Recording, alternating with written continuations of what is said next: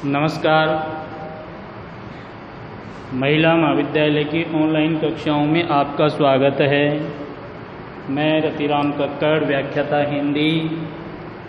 आज हम BA part second के पद्य भाग से बिहारी कवि के जो शेष पद थे पहले अध्याय में जो पूरे हो गए, उनके बाद जो शेष पद थे उनका अध्ययन करेंगे। बिहारी कवि रीतिकाल के श्रेष्ठ कवि माने जाते हैं। रीतिकाल के रीति सिद्ध कवि बिहारी के बारे में प्रसिद्ध है कि इन्होंने गागर में सागर भरा है। अपने पदों में इन्होंने एकमात्र रचना की बिहारी सतसई, और एक रचना के आधार पर ही ये हिंदी साहित्य में अमर हो गए। बिहारी कवि ने गागर में सागर भरने का कार्य किया है। बिहारी कवि नीति, वैराग और भक्ति के पदों की रचना करते हैं। इनके पद छोटे छोटे होते हुए भी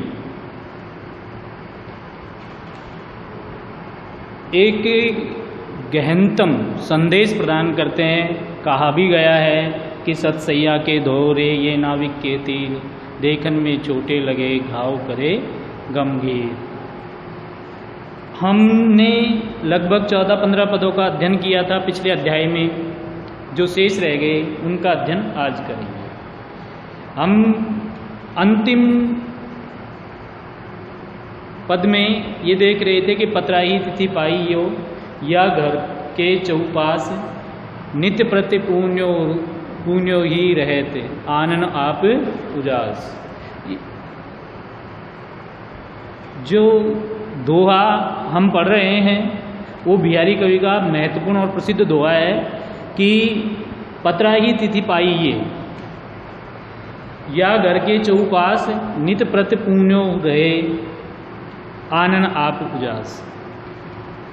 कि वो नायिका इतनी सुंदर है, बहुत अतिशयोक्तिपूर्ण चित्रण है कि नायिका इतनी सुंदर है, वो इतना, उसके चेहरे पर इतना लावण्य है, इतनी चमक है कि वो उसका जो मुखमंडल है वो पूर्णिमा के चांद के समान चमकता ही रहता है। अगर आप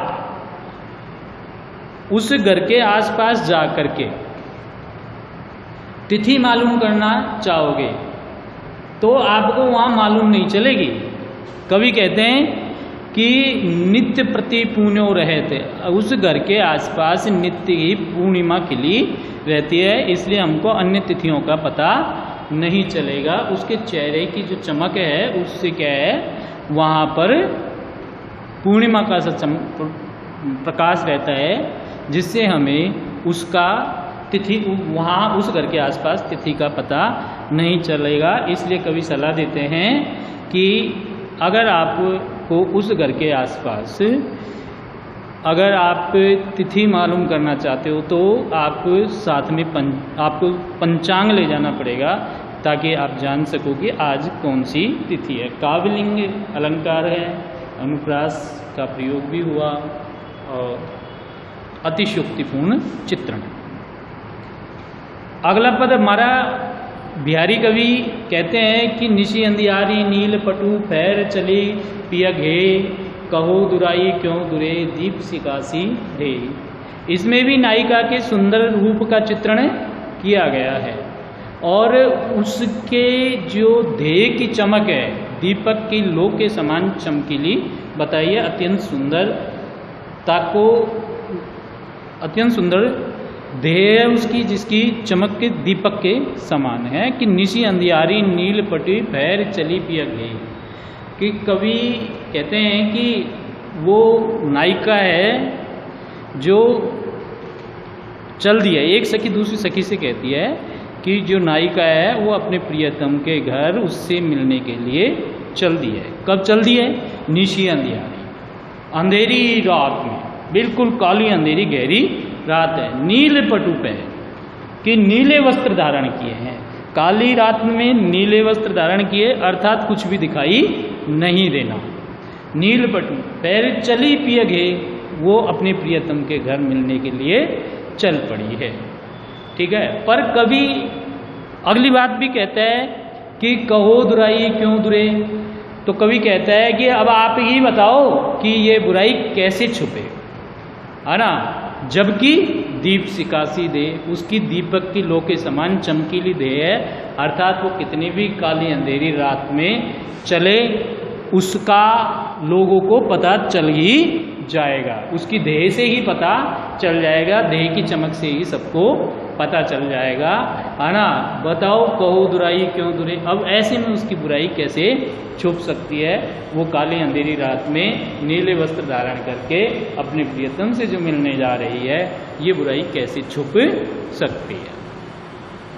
उपमा अलंकार है, विशेषोक्ति भी है। अगला पद हमारा कहता है कि औंदाई सीसी सुलग बिरह बरन बिल्लात, बिच ही सूख गुलाब गो छींटे थुवी नगात। कि औंदाई सीसी करी, क्या है कि नायिका विरह अग्नि में जल रही है, तो एक सखी दूसरी सखी से कहती है कि भाई विरहणी जो नायिका है, विरहणी जो सखी है, उसकी हालत ऐसी है जो मैं देख के अभी अभी आई हूँ कि औंदाई सीसी सुलग विरह वरन जल बिल्लात, कि वो विरह अग्नि में जल रही है ना, और जल गई ऐसे चिल्ला रही है। उसकी तन मदन में क्या है, आग लगी हुई है विरह की, है ना। इसलिए गुलाब जल की पूरी जो सीसी भरी हुई थी, भरी हुई गुलाब जल की, हालांकि गुलाब जल की विशेषता यह है कि वो जैसे इस शरीर पे आप छिड़कोगे कि तो वो शीतलता प्रदान करता है, ठीक है ना।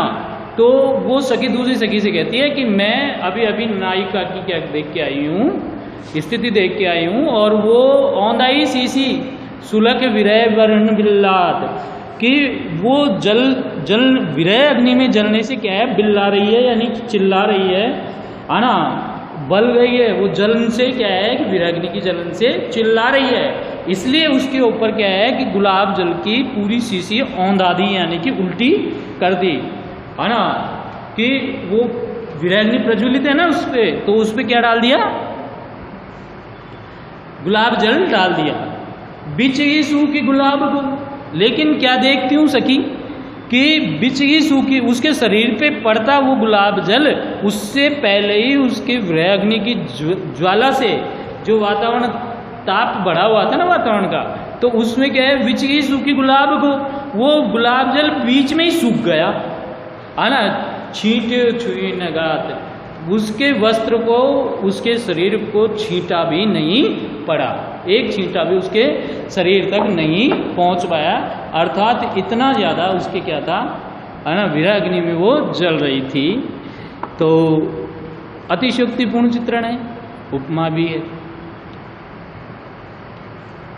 एक सखी दूसरी सखी से कहती है अगले पद में, हमारी सखी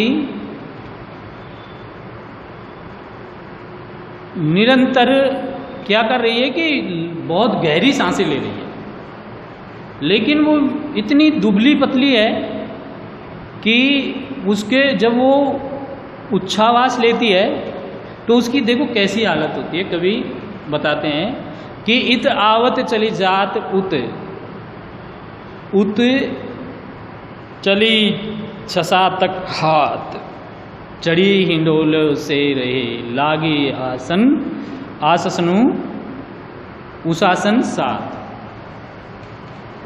कि इत आवत चली जात उत, अरे सखी, वो हमारी सखी विरह अग्नि में जल रही है और बहुत गहरी गहरी सांसें ले रही है।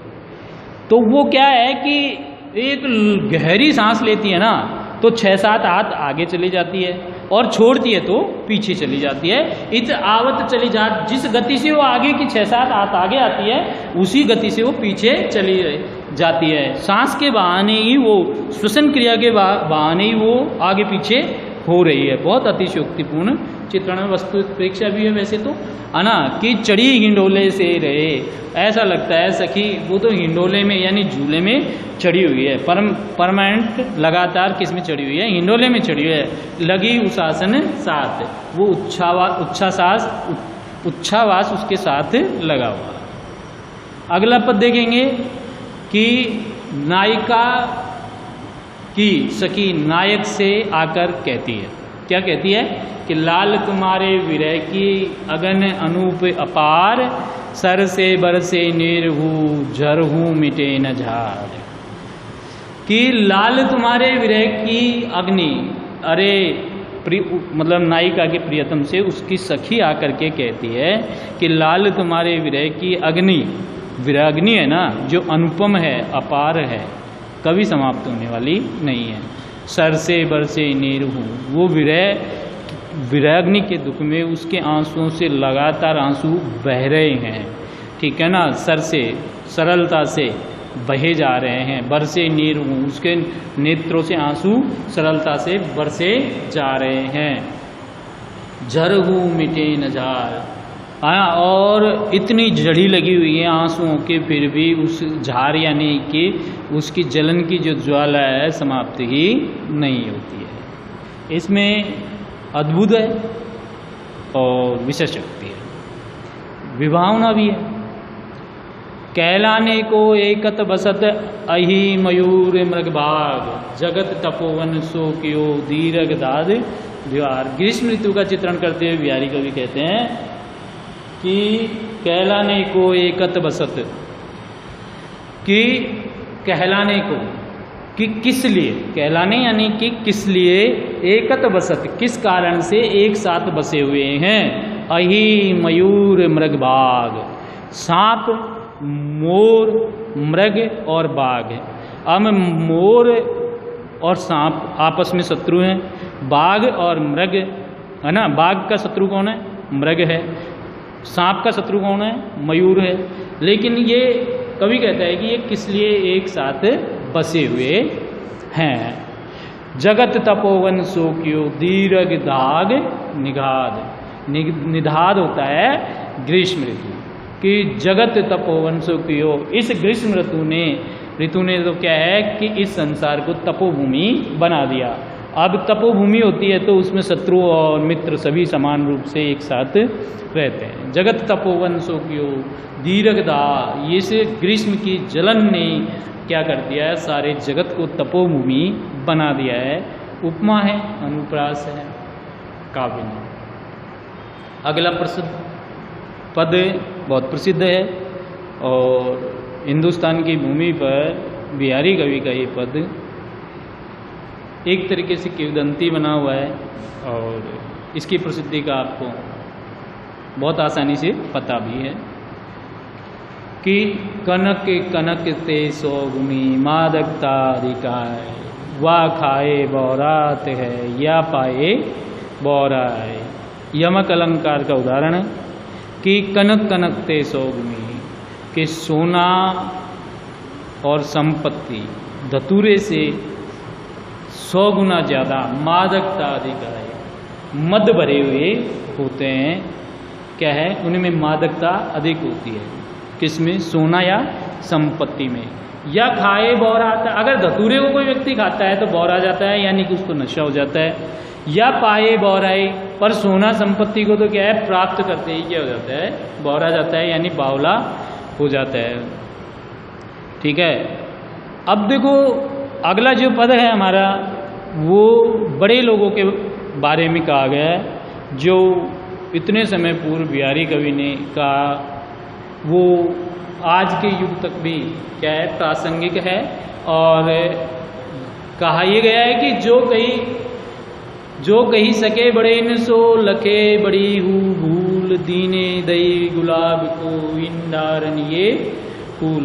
कवि बिहारी कहते हैं कि को कही मतलब क्या कहा जा सकता है, सके बड़े न सो, बड़े व्यक्ति बड़े लोग अगर कोई भूल कर दे तो उनसे क्या कहा जा सकता। कहो कही सके बड़े न सो, लखी बड़ी हूँ भूल, चाहे वो क्या है कि उनसे कितनी बड़ी भूल हो जाए, लेकिन क्या है उनसे कौन कह सकता है कि आपने ये भूल की है।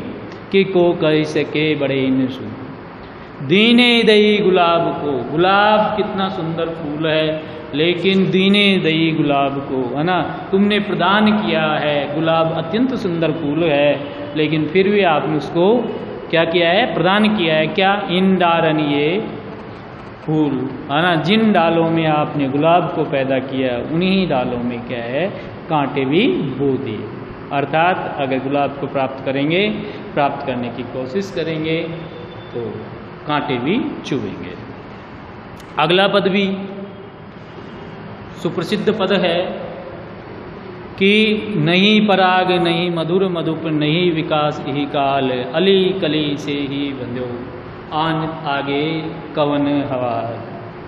जो ये पद है उसमें एक ऐतिहासिक तथ्य भी समाया हुआ है। महाराज जय सिंह द्वितीय, जयपुर के महाराज, उनके दरबार में बिहारी कवि थे।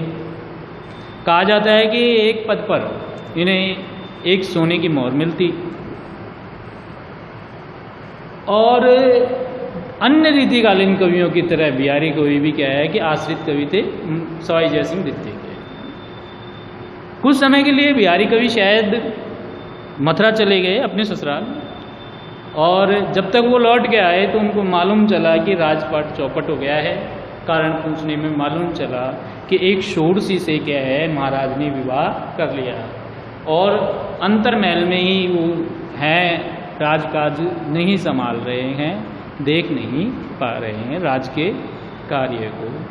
तो उसके महामंत्री के कहने पर उन्होंने एक पद लिखा बिहारी कवि ने, किसको, महाराज को समझाने के लिए, कि नहीं पराग नहीं मधुर मधुप, नहीं विकास यही का, अली कली से ही बंधो आगे कवन हवाल। कि ये बहुत प्रस्ताविक युक्ति है कि नहीं पराग, अभी क्या है नायिका में ना तो मधु पैदा हुआ, ना ही अभी पराग यानी सुगंध पैदा हुई है, नहीं विकास यही काल, वो छोटी है, अभी उसका पूर्ण यौवन का पूर्ण विकास भी नहीं हुआ है। अली कली से ही बंधे, अभी तो फूल बनने से जो कली की स्थिति होती है उस स्थिति में है कि अली कली से ही बंधे। अरे तू कैसा बन रहा है जो तू क्या है कली से ही बंध गया, आगे कवन हवाल, आगे तेरा क्या हाल होगा। ठीक है, अन्युक्ति है इसमें कि मरत प्यास पिंजर पर